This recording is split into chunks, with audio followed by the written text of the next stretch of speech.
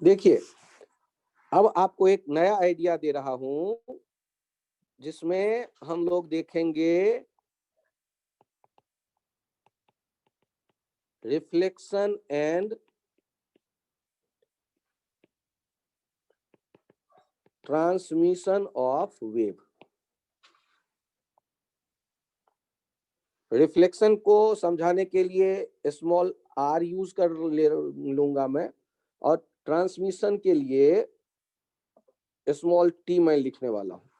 Subscript meaning समझाने के लिए मैं यहां क्या करता हूं, एक वायर देखिए ये, और दूसरा वायर देखिए ये,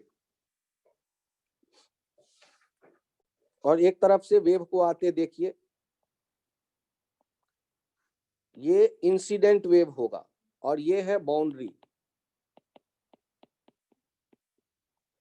तो जब किसी भी बाउंड्री पे आता है वेव, इधर μ1 इधर μ2, तो यहां दो घटनाएं होंगी, A incident sine omega t minus k x, तो k1x मैंने कहा, ओमेगा तो सोर्स की प्रॉपर्टी है। अब यहां से दो घटनाएं होंगी, कुछ वेव आगे जाएगा और कुछ रिफ्लेक्ट होके, तो y reflected, A reflected sine omega t minus k बदले प्लस k1x। प्लस क्यों? क्योंकि डायरेक्शन बदल गया। k1 इसलिए क्योंकि वही मीडियम है। Omega by v, v1 v2 अलग अलग है, ओमेगा तो सेम है, तो k1 लेफ्ट साइड में और k2 राइट साइड में। अरे ओमेगा बाय v, v अलग अलग होगा दोनों मीडियम में, इसीलिए तो अलग अलग। और उधर y ट्रांसमिटेड के लिए a transmitted sign omega t minus k2x। अब आपके सामने ये क्वेश्चन आता है कि बताइए, इंसिडेंट वेव का एम्पलीट्यूड दे दिया, तो रिफ्लेक्टेड और ट्रांसमिटेड वेव का एम्पलीट्यूड कितना होगा? तो ध्यान से सुनिए, बाउंड्री कंडीशन। इससे पहले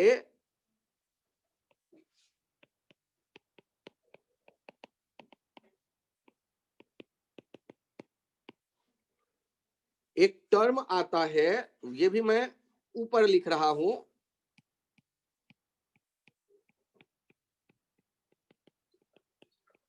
सुपरपोजिशन ऑफ वेव, और ये कहता है y equals to y1 plus y2 plus एक साथ जो भी वेव आए उनको ऐड कर दिया। अब बाउंड्री कंडीशन की बात मैं क्या कर रहा हूं कि x0 पर डिस्प्लेसमेंट पार्टिकल का कितना होगा। तो आप बाउंड्री के लेफ्ट साइड में देख रहे हैं y, और राइट साइड में देख रहे हैं y का इक्वेशन। या तो लेफ्ट साइड वाला इक्वेशन लिख लो या राइट साइड वाला इक्वेशन लिख लो, दोनों से तो एक ही आना चाहिए ना डिस्प्लेसमेंट, क्योंकि बाउंड्री का मतलब ही क्या, वो लेफ्ट का भी पार्ट है, और चाहे तो लेफ्ट से इक्वेशन लिख लो या राइट से इक्वेशन लिख लो। और लेफ्ट जैसे ही कहोगे तो लेफ्ट में दो चीजें हैं, इंसिडेंट भी है और रिफ्लेक्टेड भी है, और राइट में केवल एक है, ट्रांसमिटेड। इक्वेशन डाल दो और x0 डाल दो, x0 कर दो तो k वाला तो गायब हो गया, तो क्या रहेगा, ओमेगा टी तो सबका एक जैसा है, वो भी कैंसिल आउट हो गया। तो आपको इससे मिल गया A incident plus A trans reflected equals to A transmitted. एक रिलेशन तो ये आ गया इक्वेशन 1। यहां तक नोट करो तेजी में कि आपने लेफ्ट साइड में जैसे एसएचएम की बात करते थे, तो वेव तो ऑसिलेट करवा रहा है पार्टिकल को, तो लेफ्ट साइड वाले दो दो एसएचएम के इक्वेशन है, दोनों चाहेगा ऑसिलेट करवाएं, तो नेट ऑसिलेशन होगा y i plus y r, और राइट साइड वाला हो जाएगा वाई टी।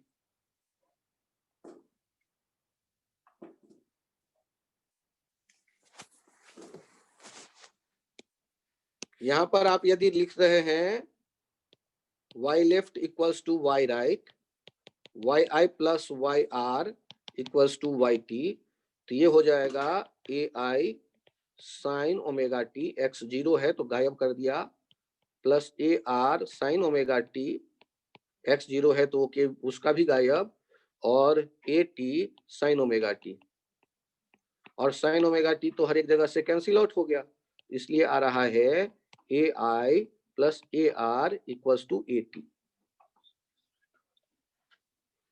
ये बाउंड्री पे आप देख रहे हैं, तो एक्स 0 तो वैसे ही कर दो, और सुपरपोजिशन, तो सुपरपोजिशन केवल लेफ्ट में इसलिए अप्लाई हो रहा है क्योंकि वहां दो वेव है, एक इंसिडेंट एक रिफ्लेक्टेड, और राइट साइड में एक ही है ट्रांसमिटेड, तो राइट साइड वाला तो ट्रांसमिटेड के इक्वेशन से डिस्प्लेसमेंट मिलेगा, और लेफ्ट साइड वाला दोनों के सुपरपोजिशन से मिलेगा, इंसिडेंट और रिफ्लेक्टेड के, और चूंकि बाउंड्री दोनों से रिप्रेजेंट होगा तो एक ही डिस्प्लेसमेंट आना चाहिए।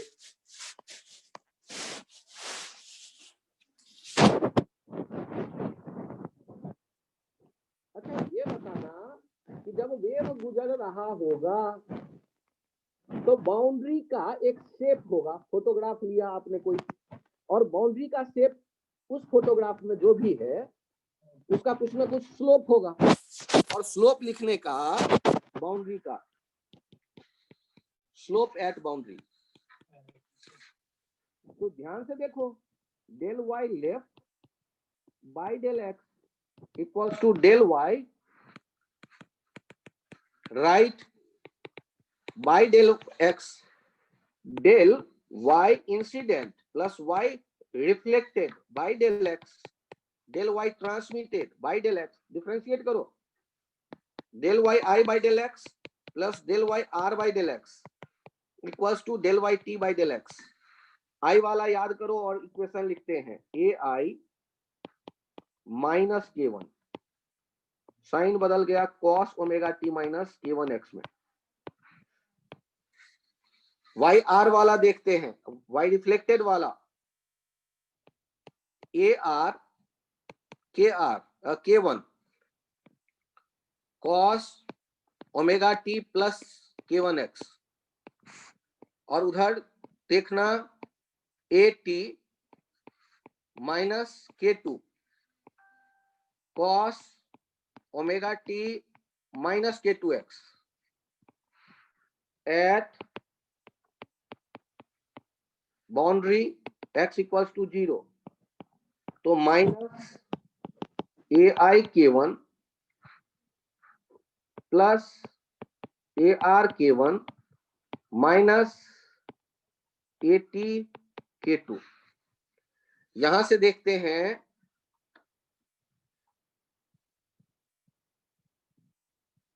ए आई minus a are equals to minus minus plus a T k two by k one, k two by k one को लिख सकते हैं a t a I minus a r a t V1 by V2, K1 omega 1 by omega by V1 omega by V2, तो V1 by V2, आपके पास ये equation 2 आ गया।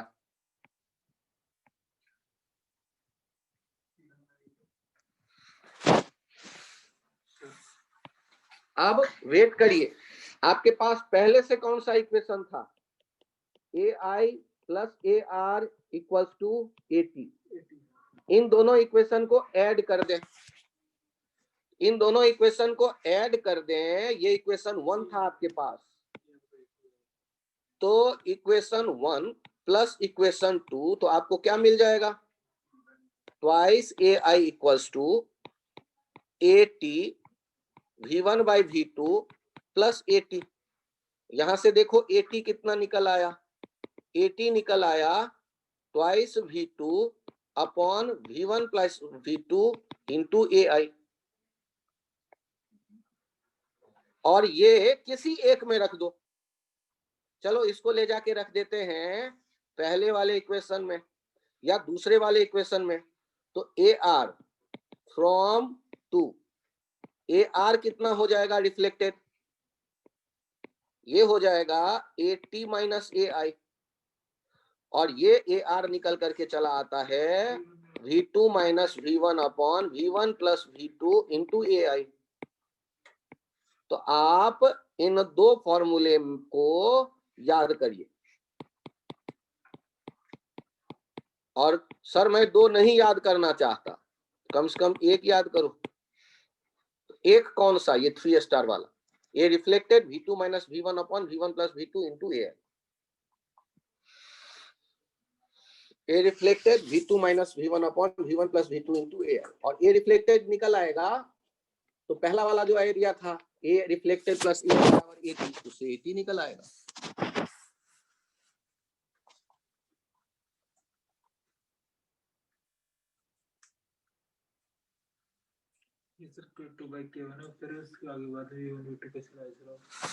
बालक K1 लिखते हो ओमेगा बाय V1 और K2 लिखते हो ओमेगा बाय V2। पूछो मुझसे सर V1 ओमेगा 1 ओमेगा 2 क्यों नहीं लिखते हैं? क्योंकि frequency is property of source, do not change with reflection और रिफ्रैक्शन। ठीक है, तो इसीलिए K1 bye K2, K2 bye K1 हो गया V1 बाय V2।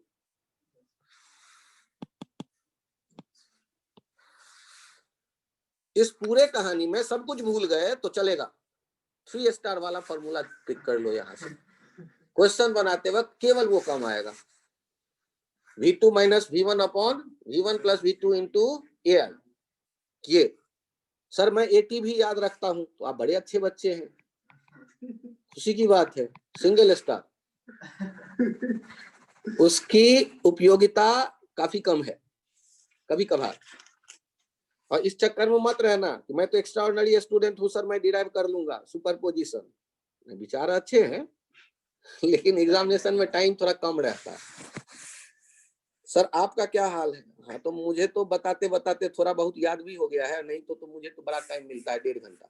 मेरा कौन सा जल्दी है 1 मिनट में करना है, तो मैं तो डिराइव करता हूँ। और बच्चे मानते भी नहीं है, डेरिवेशन देखने के बाद मान लेते हैं, सर फॉर्मूला ही बता देते हैं। फाइनली फॉर्मूला याद कर लेना, एग्जाम में वही काम आएगा। सर मुझसे क्या पूछेगा? आपसे यही सीधा पूछ लेगा कि रिफ्लेक्टेड वेव का एम्पलीट्यूड बता दो। बताने का मतलब है कि आप रिफ्लेक्शन समझते हो, सुपरपोजिशन समझते हो, वेव चैप्टर आपने पढ़ा है, आपका अकल काम कर रहा है, आप अच्छे बच्चे हो। आ जाओ एटी में एडवांस खेलते हैं। तो आपसे केवल इतना पूछ ले और आप बता दें तो एग्जामिनर खुश हो जाता है, अरे वाह यार बच्चे ने तो दिल खुश कर दिया, बता दिया रिफ्लेक्टेड वेव का एम्पलीट्यूड। सर एम्पलीट्यूड से इतनी खुशी क्यों मिलती है? अरे भाई इंटेंसिटी एम्पलीट्यूड के स्क्वायर के प्रोपोर्शनल है, एवरेज पावर एम्पलीट्यूड के स्क्वायर के प्रोपोर्शनल है। अच्छा सर, तो ये भी पूछ सकता है कि कितना % एनर्जी रिफ्लेक्ट बैक हुआ? सही सोच रहे हो। हाँ सर, कितना % एनर्जी रिफ्लेक्ट बैक हुआ ये एम्पलीट्यूड से ही निकल के चला आएगा। क्योंकि रिफ्लेक्टेड की हम बात करेंगे और इंसिडेंट की बात करेंगे तो सेम मीडियम है, तो म्यू सेम होगा, वी सेम होगा, ओमेगा सेम है ही है, हाफ कांस्टेंट ही है, तो बचा कौन? AI/AR। तो यदि कोई ये पूछ दे कि दो तरह का मीडियम दिख रहा है, म्यू1 म्यू2 वाला, ये इंसिडेंट वेव है, ये रिफ्लेक्टेड वेव है, तो एनर्जी रिफ्लेक्ट भी हुआ, तो परसेंटेज एनर्जी रिफ्लेक्टेड बैक, तो इसमें भी रेट वर्ड होगा, रेट ऑफ परसेंटेज एनर्जी, क्योंकि एनर्जी कोई फिक्स वैल्यू तो है नहीं, आ जा रही है, तो वो किसके बराबर लिख देंगे? तो y reflected by y incident into 100। नहीं, पावर या इंटेंसिटी, तो पावर या इंटेंसिटी रिफ्लेक्टेड, इंटेंसिटी तो a reflected squared by a incident squared into 100। और a रिफ्लेक्टेड तो था ही ना, V2 minus V1 upon V1 plus V2 का whole square into 100। Sir AI कहाँ गया भाई? ऊपर नीचे कट गया, V2 V1 है तो काम बन गया। तो आपको यदि परसेंटेज, सोचो यदि 30% एनर्जी रिफ्लेक्ट हो गया तो ट्रांसमिट कितना हुआ होगा? काम खत्म, आइडियल कंडीशन मानेंगे 70% ट्रांसमिट हुआ होगा। तो आपको यदि ट्रांसमिटेड भी पूछे तो पहले रिफ्लेक्टेड बैक पता कर लो, 100 में से सब्सट्रैक्ट कर लेना। क्यों सर? मैं ट्रांसमिटेड ही डायरेक्ट निकालूंगा। अरे भाई देख ले, म्यू बदल गया, रो बदल जाएगा, वो भी बदल जाएगा, तो क्यों पंगे ले रहे हो यार? रिफ्लेक्टेड बैक निकालकर 100 में से सब्सट्रैक्ट करो ट्रांसमिटेड निकालने के लिए। और energy per unit time per unit area की ही बात करेगा, ये ध्यान रखना, क्योंकि जमा एनर्जी का यहाँ कोई सेंस ही नहीं है।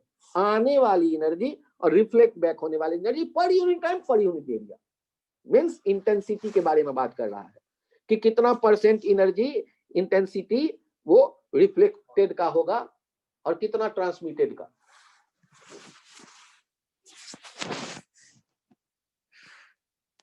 ये परसेंटेज एनर्जी रिफ्लेक्टेड भी पूछे, रेट वेट वर्ड ना भी रहे तो समझ लेना वो इंटेंसिटी की ही गणित की बात कर रहा है या तो एवरेज पावर की बात कर रहा है। वो रेट वर्ड नहीं भी लिखेगा तब भी यही दिमाग में रखना है। अब एक और इंटरेस्टिंग पॉइंट है कि एम्पलीट्यूड जो हम देख रहे हैं ए रिफ्लेक्टेड क्या है, V2 minus V1 upon V1 plus V2 into AI। ये दो केसेस बनेंगे। Case 1 when V2 is greater than V1, then ये V2 ज्यादा है ना, ये रेयरर, और ये V1 क्या हो गया, डेंसर।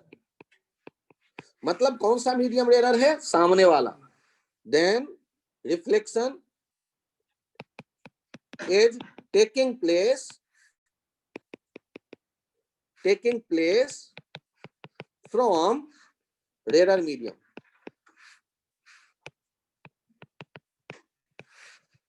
और AR and AI have same sign.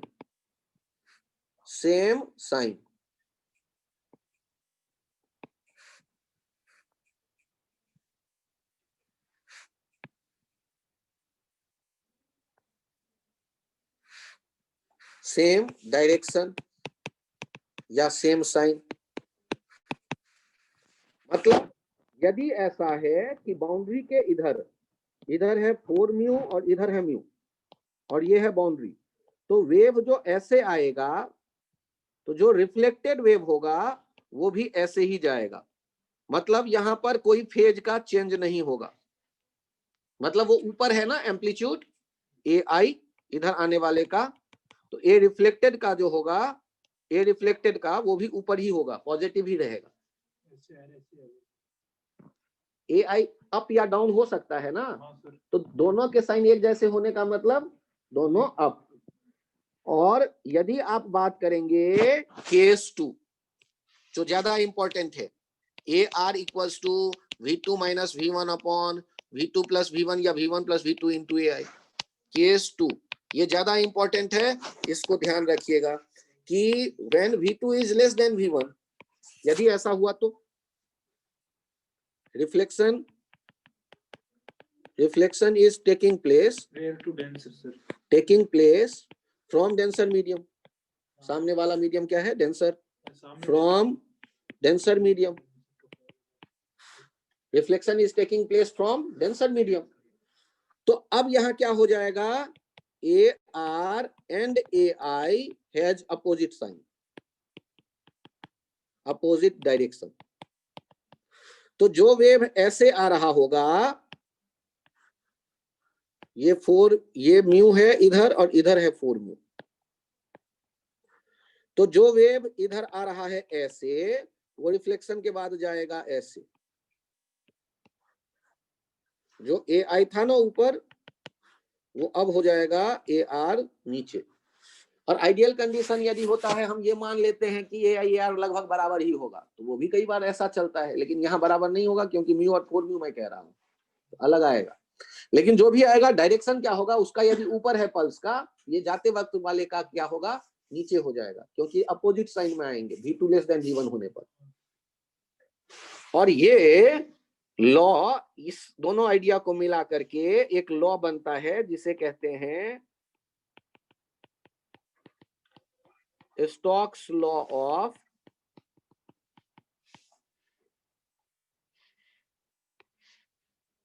Reflection of wave.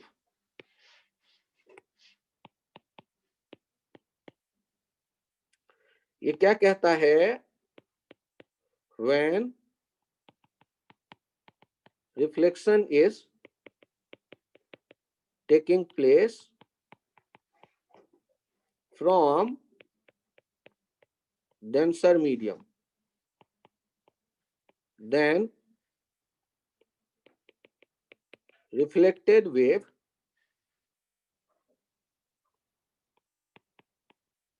becomes pi ahead in phase with respect to incident wave.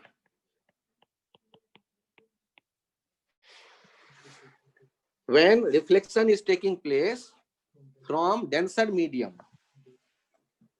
then reflected wave becomes pi ahead in phase with respect to incident wave. Pi ahead in phase with respect to incident wave.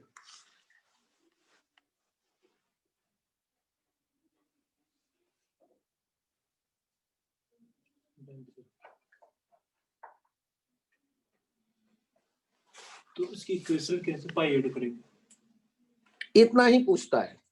आप कहो पूरब की तरफ और दूसरा wave है पश्चिम की तरफ, तो कितने का फेज डिफरेंस कहलाएगा? पाई।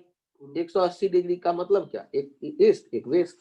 तो ये जो मूवमेंट है पार्टिकल का, पहले वेव में किधर दिखा? अप, और जाने वाले वेव में किधर दिख रहा है? तुरंत डाउन। ये अप एंड डाउन का मतलब कितने का फेज डिफरेंस हो गया? 180 डिग्री का, पाई का। ठीक है, but there will be no phase change when wave is reflected back from rarer medium.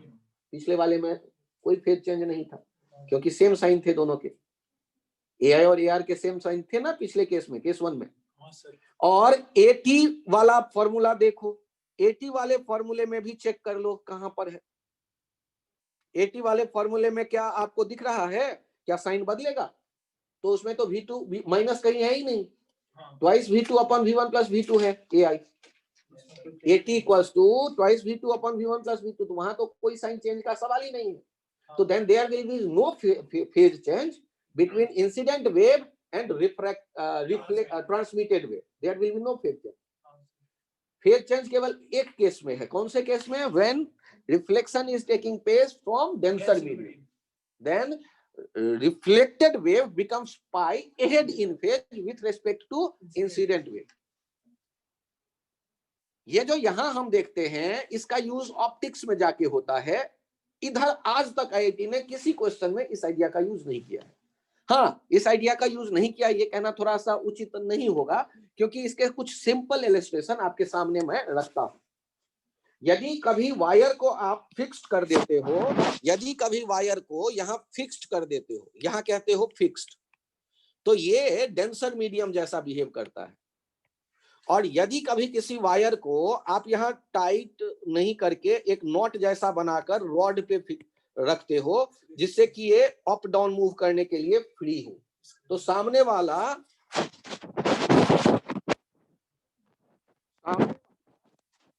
यदि आपके सामने ये रहता है कि वायर फिक्स्ड, गांठ बांध दिया इस तरह से कि स्लाइड ना कर सके ऊपर नीचे, तो उसके लिए हम लेते हैं फिक्स्ड।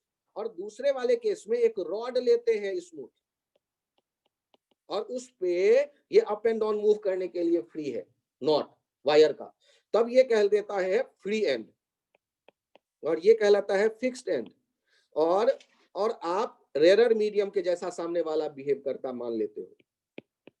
अब क्या होगा कि यदि कोई वेव ऐसे आ रहा है फिक्स्ड वाले में, तो फिक्स्ड वाला सामने डेंसर है, तो जो जाएगा वेव, वो जाने वाला वेव कैसा दिखेगा आपको? वो जाने वाला वेव ऐसा दिखेगा। और यदि रेयर है, यदि आने वाला वेव ऐसा है, तो जाने वाला वेव भी कैसा दिखेगा? तो जाने वाला वेव भी ऐसा ही दिखेगा। ये फ्री एंड वाला यदि है, ये डायग्राम बना लो अपने अपने कॉपी पे कि 180 डिग्री का डेंसर मीडियम से जब रिफ्लेक्शन होगा तो पाई का फेज चेंज है। एक अप आया है, जाते वक्त डाउन हो गया, अप आया है और जाते वक्त क्या हो गया? डाउन। और यदि फ्री एंड है, तो फ्री एंड है, यदि आते वक्त ऊपर था पल्स तो जाते वक्त भी ऊपर ही रहेगा पल्स।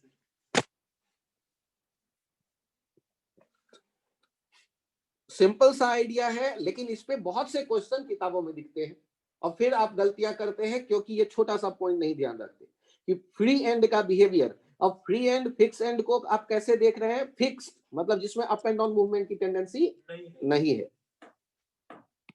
यहां पर इस बात को समझिए और सोच समझ के जवाब दीजिएगा। ऐसे एक वेव आया है और ये फिक्स्ड है, तो जाने वाला वेव कैसा होगा? ध्यान से देखिए, ऑप्शन आपके सामने आ रहा है। जाने वाला वेव ऐसा ही आएगा।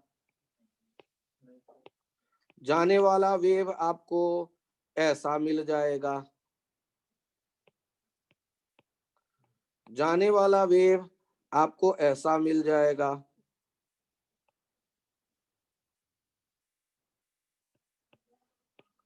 जाने वाला वेव आपको ऐसा मिल जाएगा। ऐसा क्यों लग रहा है फोर्स? हाँ, जो पहले पहुंचा, हाथी का सूंड पहले पहुंचा तो सूंड आगे जाएगा वापस मुड़ करके, ठीक है। पूंछ पहले आता तो पूंछ वापस जाता पहले, ठीक है। जो पहले आया वो पहले जाएगा। तो ये आप ऐसे चुन सकते हैं। छोटा सा आइडिया है, लेकिन जिसको ये आइडिया नहीं पता उनको चारों बड़े पसंद आते हैं। भगवान के नाम पे टिक मारो। जय बजरंगबली। लगाया तुक्का। अब ये तो बजरंगबली को कितना अगरबत्ती दिखाया उस पर डिपेंड करता है।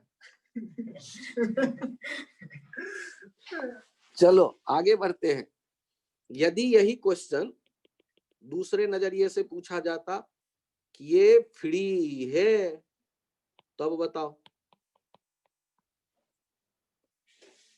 तो आंसर कौन सा लिखते? तो जो पहले आया वो पहले जाएगा और वो ऊपर ही रहेगा। जो पहले आया वो पहले जाएगा, सूंड पहले जाएगा हाथी का और पीठ पीछे पीछे, मतलब अब और रहेगा अप ही, क्योंकि फ्री एंड है। 180 का फेज चेंज यहाँ नहीं होगा। हाँ, ये थोड़ा थोड़ा तो सबके समझ में आ गया होगा। हाँ सर। वृंदा, इसमें कोई कंफ्यूजन? No sir. सिमरन आपके समझ में आया? Yes sir. मजे तो तब आते हैं जब ये कहा जाता है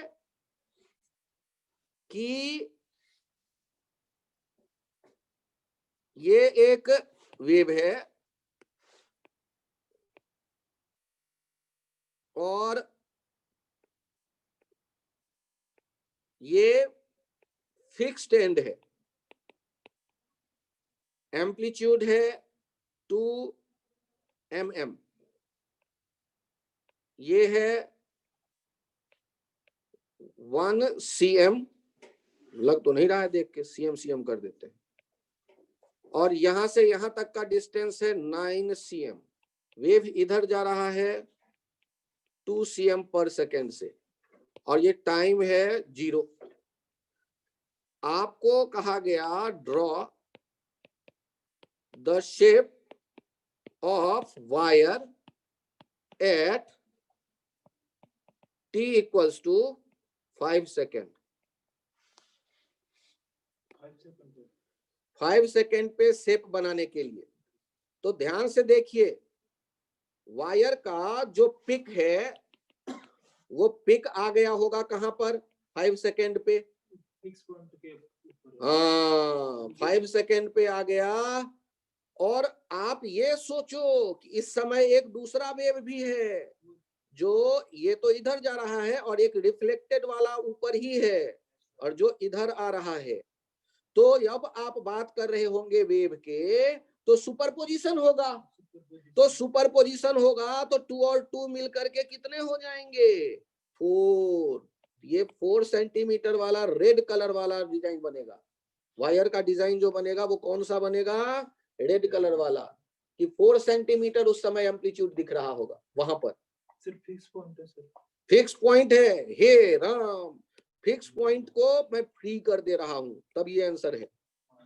तभी हम सोच हाँ, यदि नीचे आ जाएगा, यदि नीचे आ जाएगा तो 0 हो जाएगा, यदि फ्री है तो ऐसा।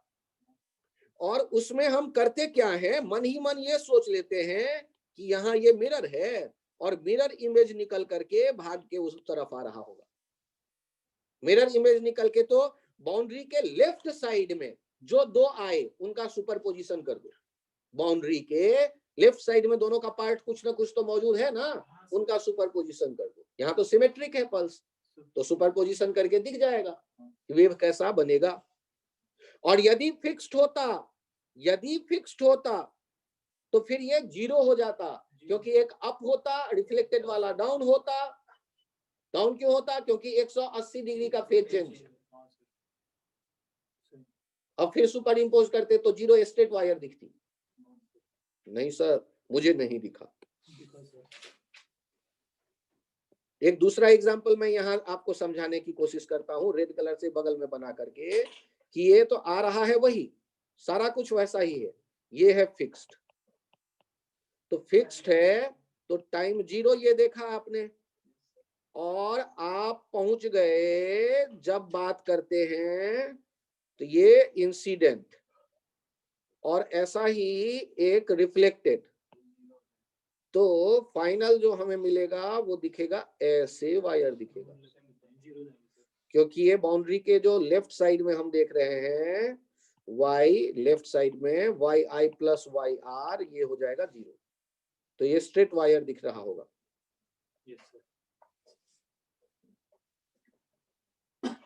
तो कुछ थोड़ा थोड़ा तो समझ में आने लगा। ऐसे कर लेंगे सर।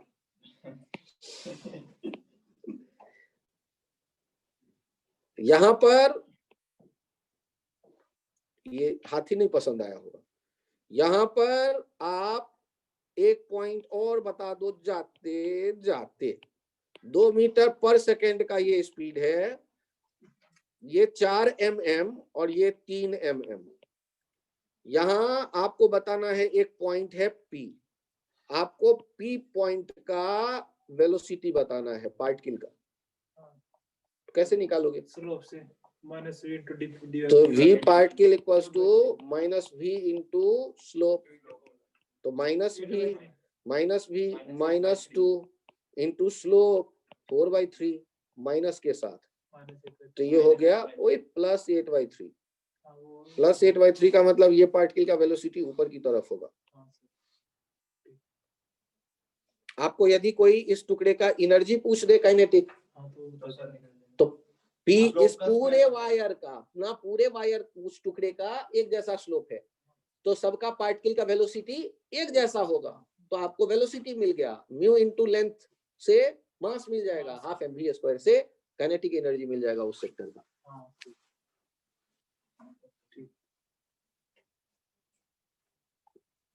चलिए, तो मुझे ऐसा उम्मीद है कि वेव के इस सेक्शन को, रिफ्लेक्शन जो हो रहा है, स्टोक्स लॉ को थोड़ा थोड़ा आप समझ रहे होंगे। रिफ्लेक्टेड वेव की इंटेंसिटी पूछता है परसेंटेज, या रिफ्लेक्टेड वेव का एम्पलीट्यूड पूछता है कभी कभी, या ट्रांसमिटेड वेव का परसेंटेज वैल्यू पूछता है, कितना इंसिडेंट का परसेंटेज ट्रांसमिट हुआ।